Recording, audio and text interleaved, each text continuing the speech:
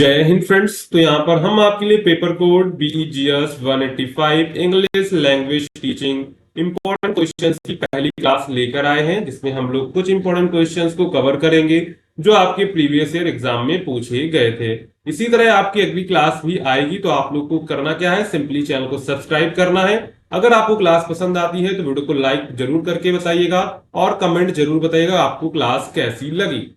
और यहाँ पर अगर आप लोग इस सब्जेक्ट का जो है गेस्ट पेपर डाउनलोड करना चाहते हो, सिंपली आपको गूगल पे आना है, shop.hindustanwatch.com सर्च करना है। गेस्ट पेपर में होगा क्या, प्रीवियस ईयर जितने भी क्वेश्चंस पूछे गए थे उनमें से जो इंपॉर्टेंट क्वेश्चंस हैं वो गेस्ट पेपर में लिए जाते हैं। तो सिंपली यहाँ पे आपको सर्च कोड पे आना है और यहाँ पर जो भी आपके पेपर कोड्स हैं वो आप यहाँ से आप लोग जो है अपने गेस्ट पेपर को डाउनलोड कर सकते हैं।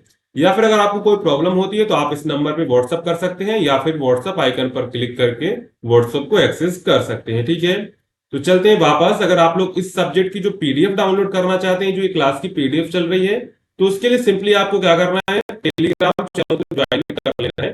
वहां पर आपको इसकी पीडीएफ मिल जाएगी। ठीक है, तो यहाँ पर चलते हैं हम अपने प्रश्नों की ओर। यहाँ पर हमारा सबसे पहला क्वेश्चन है, what is topicalization, what are the its advantage, यानी कि टॉपिकलाइजेशन क्या है और इसके क्या फायदे हैं। तो यहां पर देखेंगे, topicalization is a grammatical process used in language where the topic of a sentence is moved to the beginning of the sentence to give it more focus और इंपॉर्टेंस। यानी कि इसमें होता क्या है, कोई सेंटेंस लिखा होता है, उसका कोई पार्ट क्या होता है जिसको हमको फोकस करना होता है, वो हम सेंटेंस के आगे रख देते हैं। In simple word, it means placing the most important part of the sentence, the topic, at the front, even if that not where it usually goes in normal sentence structure. अगर हम लोग जो है सेंटेंस, जो normal sentence का structure होता है subject verb object, लेकिन टॉपिकलाइजेशन अगर हम लोग करेंगे तो कोई जरूरी नहीं है कि हम लोग सब्जेक्ट वर्ब ऑब्जेक्ट का रूल फॉलो करेंगे। उसमें जो इंपॉर्टेंट जिसको हमको हाईलाइट करना है वो हम क्या कर देंगे, सेंटेंस के फ्रंट में यानी कि पहले लिख देंगे। जैसे सेंटेंस से समझते हैं, जैसे यहां पर लिखा है आई एट द केक, तो अगर हम लोग इसको टॉपिकलाइज करेंगे तो क्या लिखेंगे, दी केक, दी केक कामा आई एट। सेंटेंस का मतलब क्या होगा, सेंटेंस का मतलब बिल्कुल सही है, दोनों सेंटेंस सही लिखे हैं। बस इसमें हुआ क्या, हमको केक को हाईलाइट करना था, तो हमने क्या किया, हमने केक को पहले लिख दिया और यही हमारा क्या हो गया, यही हमारा हो गया टॉपिकलाइजेशन। क्या हो गया, टॉपिकलाइजेशन हो गया। ठीक है, आपको समझ में आ गया वो क्या करते हैं टॉपिकलाइजेशन में। सेंटेंस का कोई जो मेन पार्ट होता है यानी कि जो इंपॉर्टेंट पार्ट है उसको हम सेंटेंस के आगे कर देते हैं और सेंटेंस में कोई भी चेंजमेंट नहीं होता है, यानी कि सेंटेंस का जो कहने का मतलब होता है वो बिल्कुल सेम ही होता है। This sound little unusual in modern English but it used in literature poetry when we want to put extra focus on the cake. यानी कि देखिए, अगर हम लोग मॉडर्न इंग्लिश में देखें थोड़ी अनयूजुअल हो सकता है, लेकिन पोएट्री लिटरेचर में ऐसे यूज किया जाता है, यानी कि जो इंपॉर्टेंट पार्ट होता है उसको पहले लिखते हैं, इसके बाद हम लोग वहां पर जो वर्ब वगैरह है उसको लिखते हैं। In some other language like Japanese, Korean, German, topicalization is much more common and natural in daily speech. यानी कि जापानीज और कोरियन लैंग्वेज है उसमें जो टॉपिकलाइजेशन नॉर्मल माना जाता है। वाई इज टॉपिकलाइजेशन यूज, एंड टॉपिकलाइजेशन का यूज क्यों करते हैं तो उसको देख लेते हैं।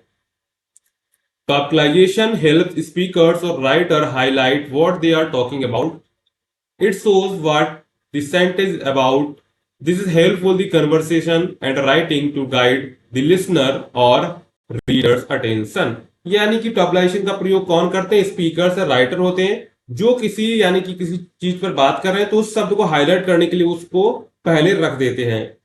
एग्जाम्पल के नॉर्मल सेंटेंस देखें, सी लव्स चॉकलेट, अगर हम उसको टॉपिकलाइज करते हैं तो क्या करें, चॉकलेट को पहले रखेंगे और इसके बाद लिखेंगे सी लव्स। तो यहां पर क्या किया, चॉकलेट को हाईलाइट किया जा रहा है, यही हमारा टॉपिकलाइजेशन कहलाता है। ठीक है, इसके बाद देख लेते हैं एडवांटेजेस के क्या है। सबसे पहले फोकस ऑन एंड एम्फेसिस, यानी कि टॉपिकलाइजेशन में क्या होता है, अगर हम लोग किसी शब्द को आगे रखते हैं, जैसे यहाँ पर लिखिए दी बुक आई रीड, तो यहाँ पर बुक पर क्या, बुक पर फोकस आ रहा है और एम्फेसिस भी इस पर पड़ रहा है। ठीक है, इसके बाद एक clarity in conversation, sometime specially in spoken language people want to make it clear what they are talking about right way, topicalization helps introduce the topic first which makes it easier for listener to follow. यानी कि जब हम कोई conversation कर रहे हैं तो उसमें जो इंपॉर्टेंट पार्ट है उसको हम पहले बोल देते हैं, इससे जो सुनने वाला है वो समझ जाता है किस टॉपिक पर बात हो रही है। ठीक है, इसके बाद है stylistic variety using topicalization can make writing और स्पीच मोर इंटरेस्टिंग और dramatic.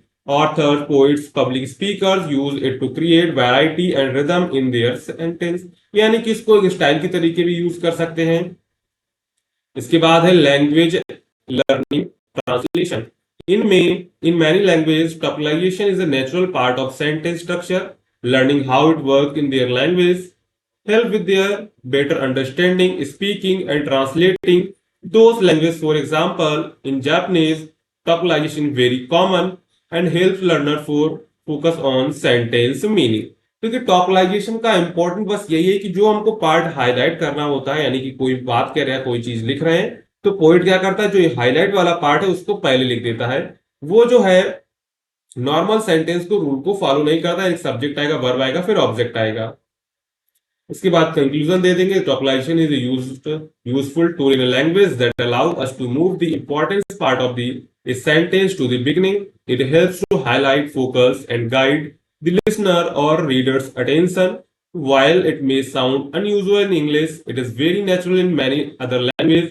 Using topologization smartly can improve communication, make writing more expressive, and help in learning new languages and more effectively. इसके बाद आ जाते हैं यहाँ पर दूसरे क्वेश्चन पर। तो दूसरा क्वेश्चन क्या कह रहा है, देखो, discuss the features of classroom discourse. Classroom discourse is the way the teachers and students talk and interact during lessons. It includes everything said in the classroom, questions, answers, explanations, comments and even silence. यानी classroom discourse का मतलब क्या है, इसमें क्या होता है, इसमें जो है टीचर और बच्चे जो क्लास के दौरान इंटरेक्ट करते हैं, जिसमें वो क्या शामिल होता है, उसमें क्वेश्चन शामिल होते हैं, आंसर, एक्सप्लेनेशन, कमेंट्स, यहां तक कि साइलेंस भी शामिल होता है। It is important part of the teaching and learning process. Through classroom discourse, knowledge is shared, ideas are discussed, and students learn how to think, speak, and understand subject better. यानी कि discourse classroom में होता क्या है, एक दूसरे का knowledge share करते हैं, आइडियाज को डिस्कस करते हैं, और स्टूडेंट को पता चलता है कैसे हमको थिंक करना है, यानी कि सोचना है, कैसे बोलना है, और सब्जेक्ट को हम लोग कैसे अच्छे से समझ सकते हैं। इसके बाद आते हैं यहाँ पर, पहला है teacher talk dominates. In most classroom the teacher does most of the talking. Teachers give instructions, ask questions, explain topics and manage the class. This is known as teachers talks.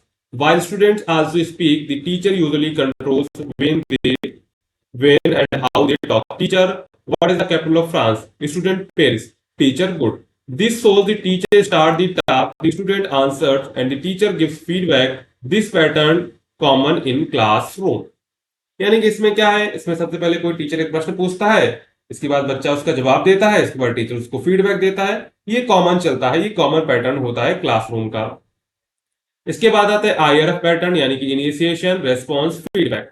One of the most important features of the classroom discourse is IRF pattern. Initiation मतलब teacher start with question, response the student answers, feedback the teacher response with praise, correction और follow up. यानी सबसे पहले teacher प्रश्न पूछेगा, उसका student response देगा, इसके बाद टीचर फीडबैक देगा, या फिर अगर आपको क्वेश्चन का आंसर गलत है तो वो आपको करेक्ट करके देगा।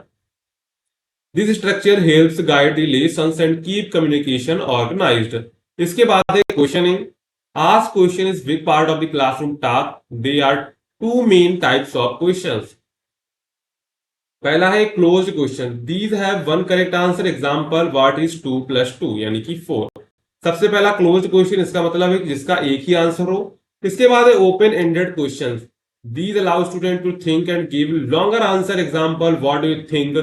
Recycling is important. तो ये आंसर वेरी कर सकते हैं, कोई स्टूडेंट कोई दूसरा आंसर बताएगा, कोई स्टूडेंट कोई दूसरा आंसर बनाएगा। इसको कहते हैं ओपन एंडेड क्वेश्चंस। और क्लोज क्वेश्चन का मतलब है इसका आंसर सेम ही रहेगा। किसी भी स्टूडेंट से पूछोगे 2 + 2 क्या होता है, 4 होता है। Teachers are used questions to test knowledge, encourage thinking and keep students engaged. इसके बाद है turn taking. In classroom discourse, turn taking is usually controlled by the teacher. Students raise their hands and the teacher choose who can speak. This keeps order in the classroom, but may limit students from taking freely or building on teach other sides।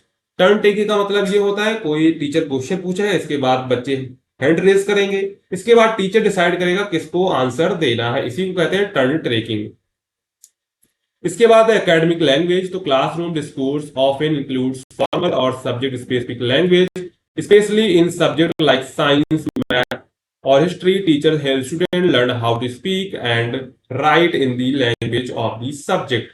यानी कि academic language का मतलब यह है कि classroom discourse often include formal और subject specific language, specially in subject like science, math, history. यानी कि कोई सब्जेक्ट की स्पेशली अलग लैंग्वेज होती है, तो टीचर वो बताएगा कि कैसे आपको पढ़ना है और कैसे इस सब्जेक्ट का आंसर आपको लिखना है। Example, in science instead of saying plants make food, student learn to say plant produce food through photosynthesis.